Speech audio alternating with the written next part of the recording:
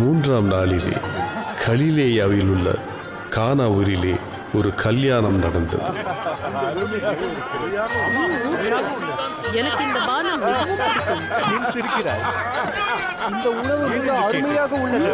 இதை சாப்பிடு, மிகவும் ருசியாக உள்ளது. சாப்பிடுவதை பார்த்தாயா?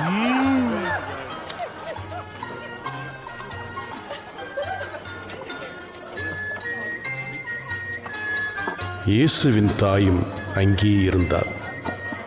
இயேசுவும் அவருடைய சீசரும் அந்த கல்யாணத்துக்கு அழைக்கப்பட்டிருந்தார்கள்.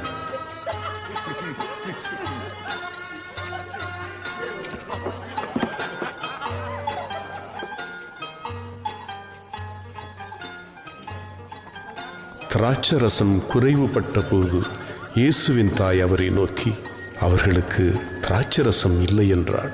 ஸ்திரீயே,